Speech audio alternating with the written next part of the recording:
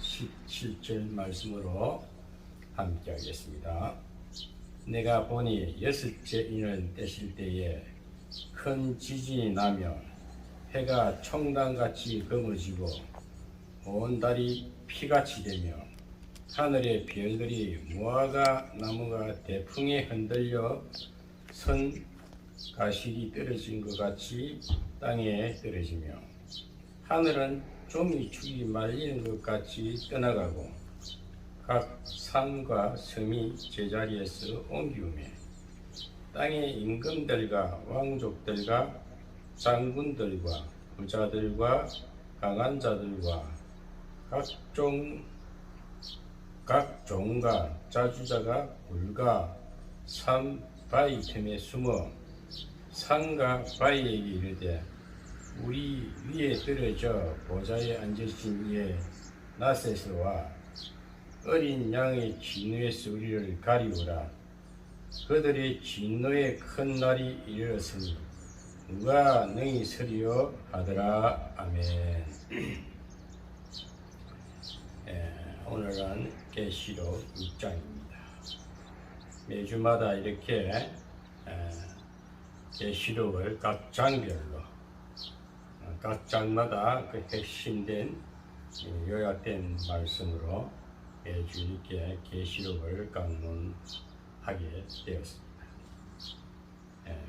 요즘에 많은 설교를 들을 수도 있고 많은 유튜브를 통해서 각자마다 하나님의 말씀을 전하는 자들이 많은 설교를 합니다.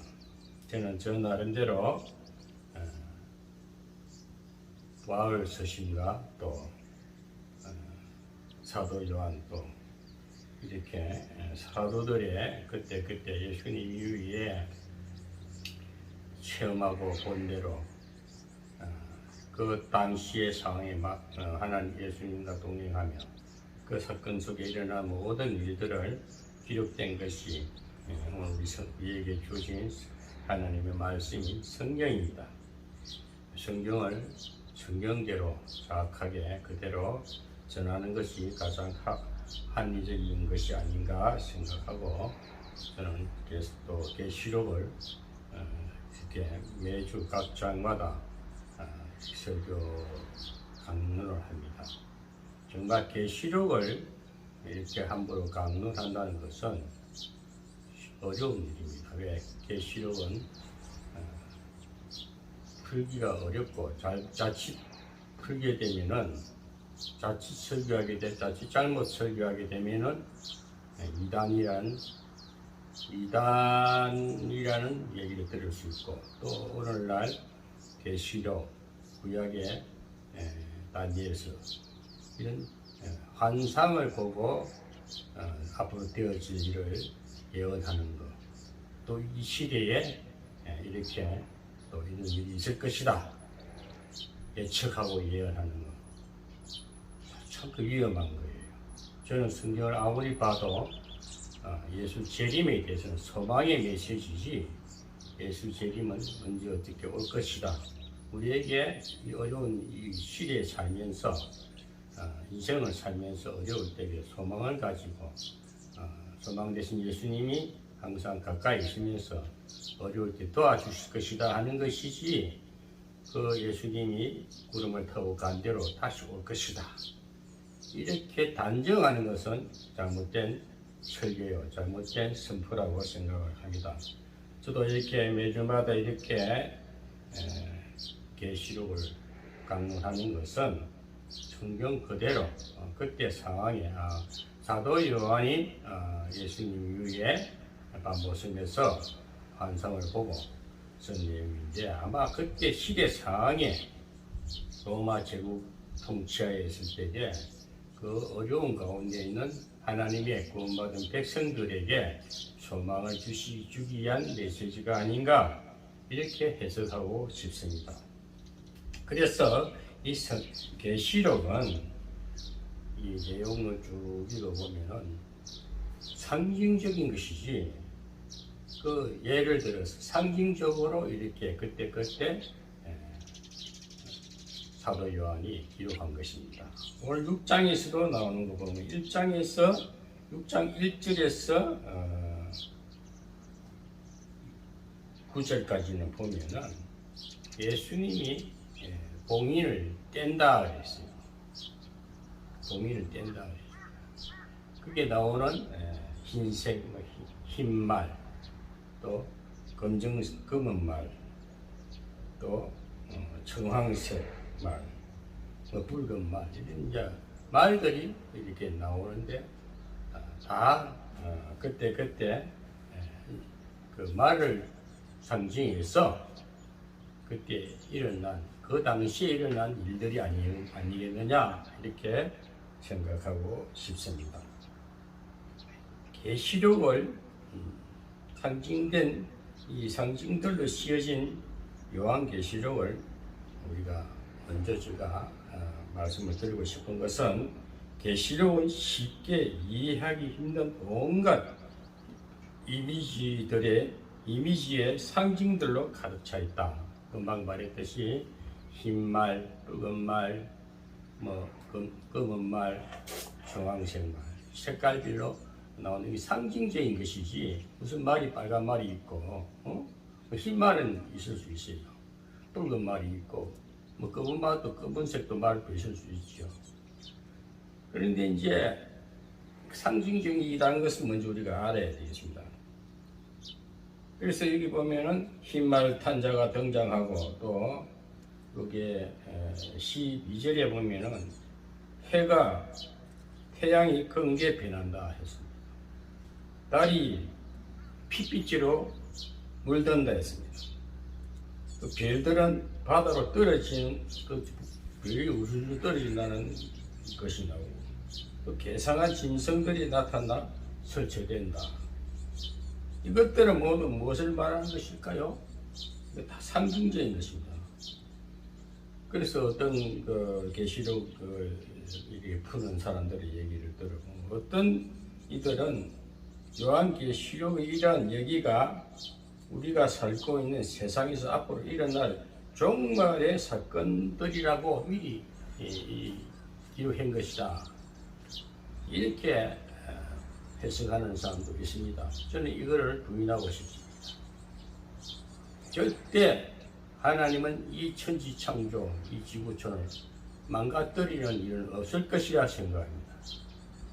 인생에 있어서 환난과 핍박이 있는 것은 그 믿음을 견고케 하기 위해서 하나님이 하시는 우리에게 연단할 것이고 더욱더 우리에게 신앙을 온전하게 세우기 위함이지 완전 멸망시키는 일은 없습니다.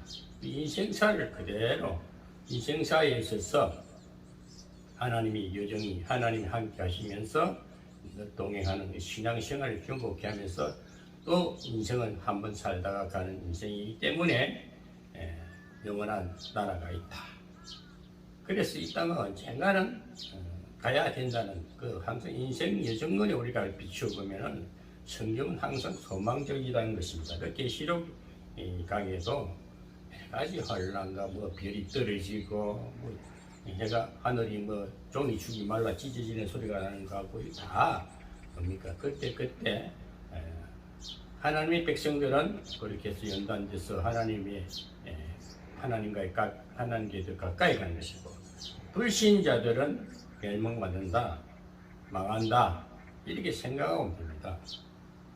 그래서 우리는 이 성경의 특별한 부분을 어떻게 잘 이해를 할 수 있을까? 각각의 세부적인 이미지들은 억지로 파악하고 억지로 해석하려고 해서는 안 됩니다. 억지로 오늘날 성경을 너무 이 계시록을 잘못 해석하고 혹해함을 해내가지고 이단들은 또 그걸 이단이 딴 거 아닙니다. 성경을 왜곡하고 사람을 위기로 몰아넣고 자꾸 어떤 급박하게 사람의 인생사를 흐리게 하는 것, 그것이 이단들의 역사입니다. 오늘날 대한민국이나 전 세계에 보면은 악한 세력이 쫙, 응? 이 땅은 어차피 마귀들에게 하나님께서 허락한 거예요. 허락한 이유가 다 있어요. 그 가운데 빛을 발하고 그 가운데 하나님이 구원하시는 것을 볼 수가 있듯이, 그래서 하나님은 악도 필요하기다 하지요. 사탄이 필요한 겁니다. 왜? 하나님의 백성을 구원하시기 위해서 에덴 동산에서 그 에덴이 나그네 신랑을 되게 하는 것도 하나님이 성이라는 것을 생각하시고, 결론적으로 말하면은 우리가 성경을 해석할 때는 억지로 파악하고 억지로 풀려고 하지 말고 성경 전체적인 분위기를 항상 머릿속에 그려가야 됩니다. 그런 후에 땅과 같은 주제를 꼭 찾아낸 다음에 우리 이렇게 생각하면 됩니다. 하나님께서 이 세상을 주관하고 계시다.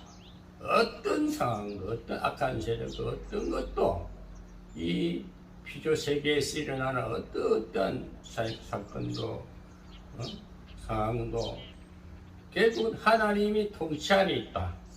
모든 것이 하나님이 이 세상을 주관하고 계시다는 것을 하는 그 전제를 두고 이 성경을 풀어보면 항상 밝은 미래를 연상할 수 있고 소망의 메시지가 될 수가 있습니다.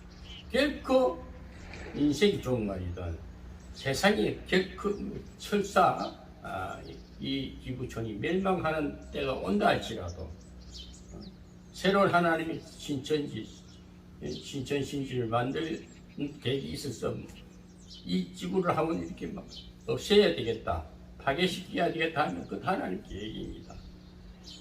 그럴 때 구원받은 백성은 다 구원받습니다. 그때 주 예수여 어시옵소서 하고 구원받은 백성들은 오히려 더 기쁨의 나라로, 더 하나님 안으로 들어갈 소망을 갖게 되지만, 악한 자들, 여기 보면은 상가 바위에 이르러, 여기 15절에 땅의 임금들과 왕족들과 장군들과 부자들과 강한 자들과 각 종과 자주자가 불과 바위에 숨는다 했습니다. 그 악한 자들은 이 세상에서 부귀 영화를 누리고 이 세상에서 뭔가 그 권세를 누리는 자들은 멸망받고 오히려 핍박받고 환난과 어떤 위기를 통해서 어려움을 당하는 하나님의 백성들, 구원받은 백성들은 꼭 시련이 있고 어려움이 있어요. 구약 성경에도 보면은 광야 40년이 꼭 있지 않습니까? 우리 인생에는 우여곡절이 있고 40년이나 연단의 과정이 있습니다. 그러면서 동행해 주시는 그리스도 성령 하나님이 늘 함께 하시는 소망을 주시면서, 그래서 그 과정을 통과하듯이 구원받은 백성은 꼭 그 환난을, 핍박을 겸해서 가는 것입니다. 그러면서 최후에는 승리한다, 성공한다, 하늘나라에 입성한다. 이 땅에서도 하면 인생 후반에는 잘 된다, 복된다, 승리한다는 것을 말하는 것입니다. 그 성경은 항상 소망의 메시지지, 소망의 하나님의 말씀이지, 그렇지 않고 그 위기만 생각하면, 십자가에서 죽이신 예수만, 죽음을 당한 예수만 생각하면 얼마나, 누가 예수 믿겠습니까? 누가 신앙생활 하겠습니까? 누가 하나님 있다 하겠습니까? 그러나 부활하신 예수, 부활 성천하셔서 살아서 역사하시고 오늘 이 시간도 보좌 우편에 앉으셔서 우리를 위해서 중보 사역하고 계신다. 중보 기도하고 계신다. 늘 바라보고 지키고 계시며, 또 성령을 보내주셔서 하늘을 소망을 갖게 하고, 또 이 세상 견디며 꿋꿋이 살아가라. 항상 새로운 힘을 더해주는 부활하신 예수를 우리가 믿는 거 아닙니까? 역사하신 하나님을 믿어야지. 어떻게 하나님이 어떻게 죽을 수가 있습니까? 전지전능하신 하나님이십니다. 천지를 창조하신 모든 우주만상과 모든 것을 주관하시는 하나님이신데, 그 계시록은 항상 하나님이 모든 것을 주관하신다는 전제하에서 이 세상을 살아갈 때 시대마다 사건들이 이렇게 한 시대는 이런 기근도 오고 오늘 여기 흰말이 나오고 오늘 그렇게 대해 구체적으로 잠시 언급을 하고 6장에 대해서 말씀을 정리하도록 하겠는데요. 이 항상 보면은 성경에는 저는 이 성경이 쉽게 보여요. 항상 금방도 말했듯이 하나님이 주관하시고 통치 아래에서 일어날 사건들이다. 시대마다 일어날 사건들이다. 오늘 6장에서는 어떤 사건들이 어떤 것이 예시되고 사도 요한은 이렇게 보고 이렇게 본 것을 기록했구나. 그럼 우리 현실에 이런 일들이 항상 일어나고 있는데 이것은 견디고 또 지나치면은 분명히 또 새날이 오고 내일이 밝다라는 것을 우리가 말씀할 수가 있고요. 특별한 거 없습니다. 오늘 6장에서는 흰말이 나옵니다. 흰말은 성결하다. 희다는 것은 깨끗하다는 것입니다. 그리고 정복했다. 승리한다. 결국 진리가 비진리를 이기고 어둠의 근세를 이긴다는 것입니다. 그 흰말은 예수님께서 이제 이게 6장에 보면 봉인을 뗀다. 첫째 인을 뗄 때는 흰말이 난다. 흰말은 정복을 말합니다. 방금 말했듯이 흰말은 성결하다, 깨끗하다. 결국 다 진리가 이긴다. 이런 뜻이고요. 그 다음에 둘째 인을 뗀다 했습니다. 둘째 인은 붉은 말을 나옵니다. 붉은 말. 붉은색은 피 색깔, 피잖아요. 피는 전쟁을 말합니다. 전쟁을. 붉은 말은 이 땅에 우리가 보면 이 세상에는 지금 전쟁이 일촉즉발이 있지 않습니까? 지금 양대 세력, 해양 세력과 대륙 세력. 대륙 세력은 중국, 북한, 러시아, 대륙 세력이고, 해양 세력은 미국, 한국, 일본이죠. 양대 세력이 항상 핵을 가지고 인간사를 이어가고 있지 않습니까? 북한에는 김정은이라는 꼬마가 지금도 핵을 계속 쌓아올리고 미사일을 쌓아올리고 그 뭡니까? 전쟁을 말하는 전쟁을 일으키기 일촉즉발이라 해도 과언이 아닙니다. 그렇지만 하나님이 그 전쟁도 허락해야 김정은이든 시진핑이든 푸틴이든 간에 그 핵을 가지고 있는 사람, 그 전쟁을 하고자 하는 사람의 그 심리도 그 마음도 하나님 지구의 전쟁이 하나님 허락하지 않으면 일어나지 않습니다. 핵전쟁 안 일어납니다. 4차 전쟁 안 일어납니다. 미국도 더 강한 핵을 준비하지만 미국이나 해양 세력은 방어적인 측면에서 하는 것이지만은 그래서 서로가 이 땅에서는 전쟁입니다. 힘과 힘의 대결입니다. 그것이 붉은 말, 전쟁을 말하는 것은 성경에서는 오늘 6장에서 말하는 것은 둘째 인을 뗐다는 것은 둘째 인을 하나님이 떼야만이 붉은 말의 역사가 일어납니다. 전쟁이 일어난다는 것입니다. 또 셋째 인을 하나님이 떼니까 검은 말이 나타났다. 검은 말은 뭡니까? 기근을 말하는 흉년과 기근을 말합니다. 이 땅에 이 자연재해도 흉년이 오고 이번에도 비가 많이 왔죠. 홍수가 지고 이거 흉년도 기근이 오게 하는 것도 하나님의 주관 아래에 있다는 것입니다. 창세기에 보면은 애굽의 그 이스라엘 백성들이 야곱의 아들들이 요셉을 팔아먹어가지고 요셉이 애굽의 총리가 될 때에 기근이 일어나가지고 오히려 애굽의 그 식량을 구하러 가지 않습니다. 그때 하나님의 계획은 요셉을 쓰시기 위해서 요셉을 쓰시는 하나님. 오늘날도 우리 예수님이 다 기근도 전쟁도 다 주님의 주권 안에 있다는 것입니다. 요셉이 결국은 승리자가 되지 않습니까? 그래서 우리가 예수 믿는 하나님의 이 구원받은 백성들, 특별히 하나님이 강하게 부름받은 자들은 시련과 환난과 핍박을 감당하면서 끝까지 가봐야 돼. 끝까지 견디는 자는 구원을 얻으리라. 이 무슨 말이냐? 끝까지 견디는 자는 승리하리라. 여기서 잠깐 또 언급하고 싶은 것은 구원해가지고 한 번 구원은 영원한 구원이다. 오늘 그래가지고 저도 신학교를 나오면서 그런 쪽에서 공부를 하다 보니까 구원받았으니까 뭐 이제 너는 아무렇게 살아도 되겠지. 또 믿음을 가지고 뭐 100% 믿느냐 안 믿느냐. 우리 100%라는 게 없어요. 인생의 미완성입니다. 오직 100%라는 것은 하나님만이 갖고 있는 권세입니다. 완전 무기라는 예수 그리스도입니다. 구원을 받은 이후에는 광야라는 시련을 비치는 그 성화의 과정입니다. 신학교에서 공부하다 보면 구원의 서정이 쭉 나오지 않습니까?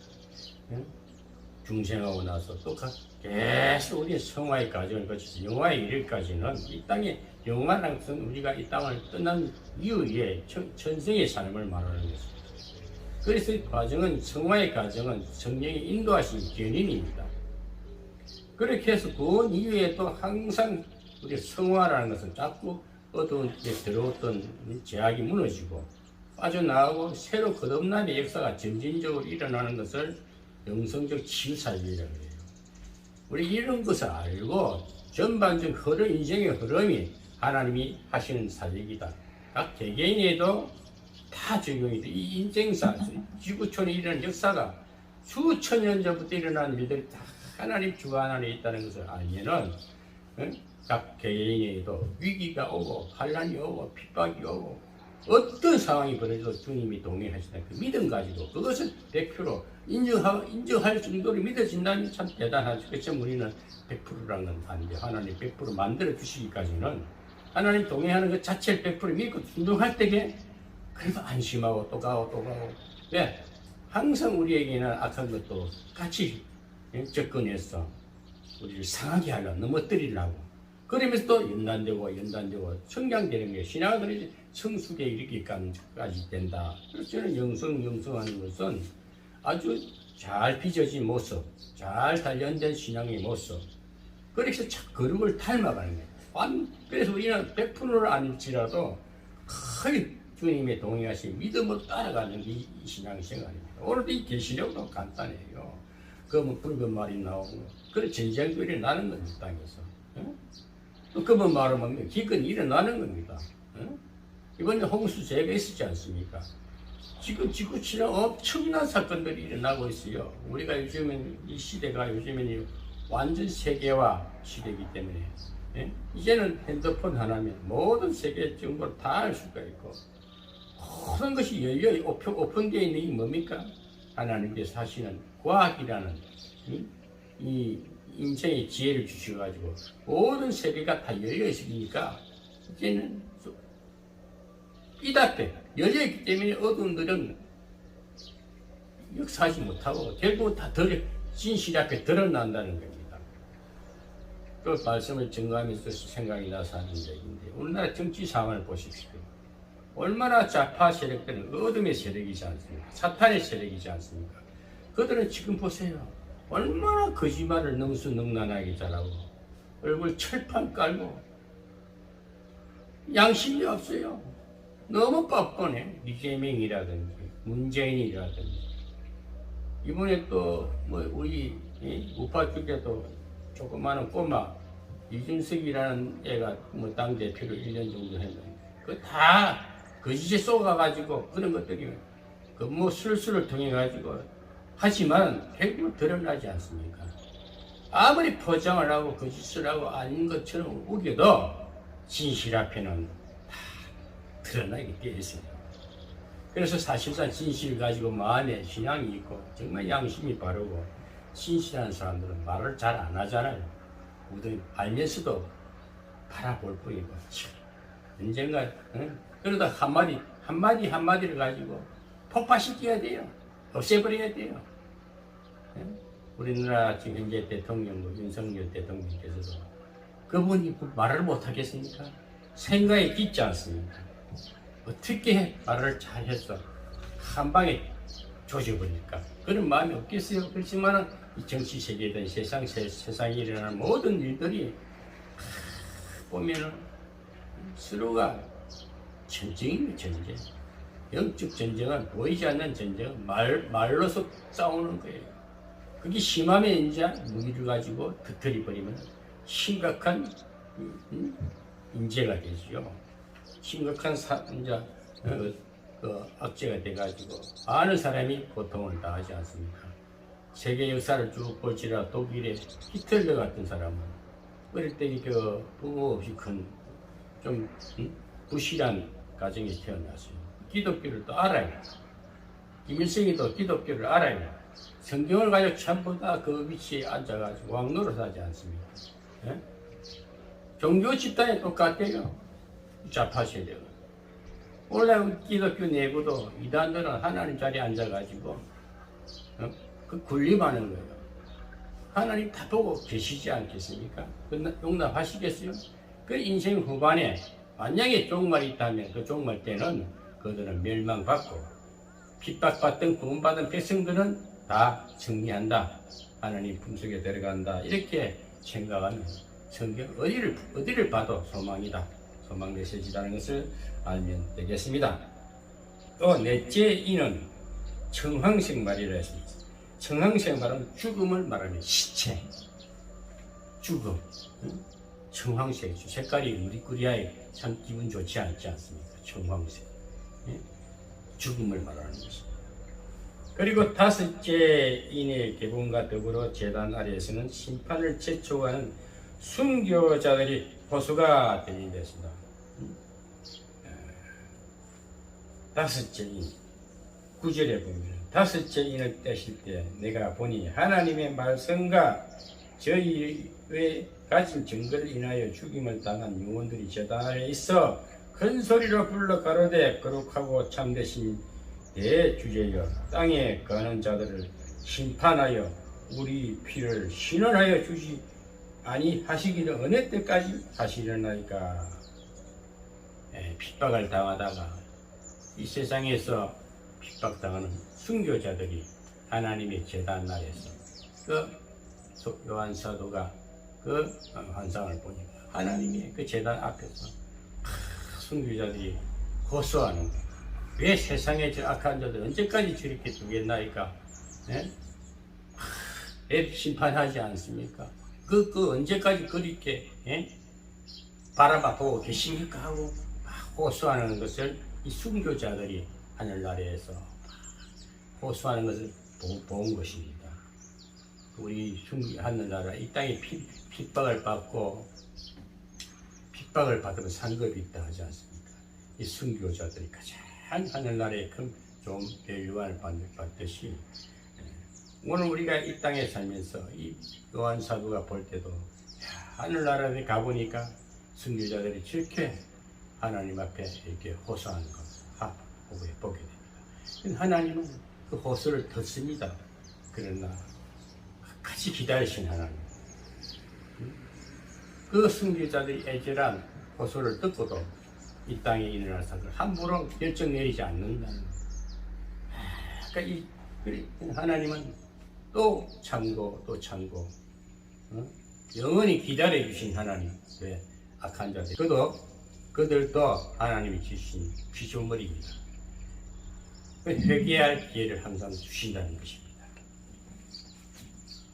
아무리 악한 자라도 정말 사단의 불의의 병기로 지연바 되지 않는 이상은 다 돌아오게 있습니다. 그래서 한 영혼이 돌아올 때까지 하나님은 이 순교자들의 호소를 들으면서 그래 알았어 다 알고 있어 그렇지만 아직 때가 아니다.